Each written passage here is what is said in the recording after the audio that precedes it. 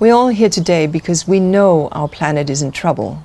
We face a triple planetary crisis of climate change, of nature and biodiversity loss, and of pollution and waste. This crisis is driven by decades of our unsustainable consumption of the planet's resources.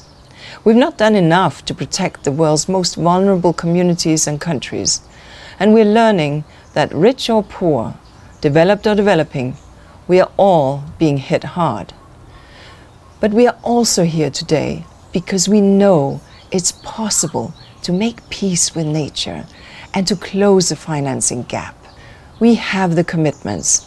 Now it's more than time to deliver the financing.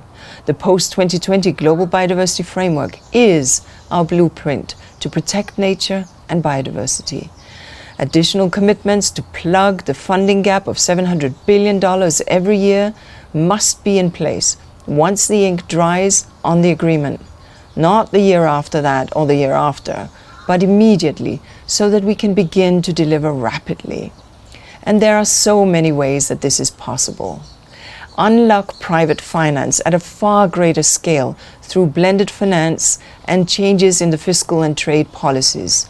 Shift the scales in favor of a nature-positive and restoration economy. Adopt natural capital accounting. Invest in the Green Gigaton Challenge that aims to mobilize public and private funding to protect forest ecosystems and to deliver a gigaton of high-quality emission reductions from forests. And finally, as a new report by UNEP and partners highlighted just last week, reorient government support on agriculture, fisheries and forestry subsidies that are harmful to nature. So this is a to-do list. I ask you to all take that list with you at critical discussions this year.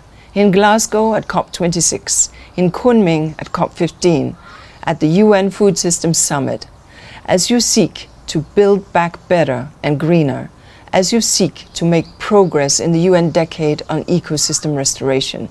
We cannot afford to fail in the next decade because this is an intergenerational issue.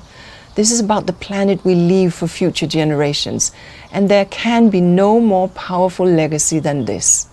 I thank you for your leadership, and I ask you to now press on the accelerator and to step up momentum to transform our world for the better.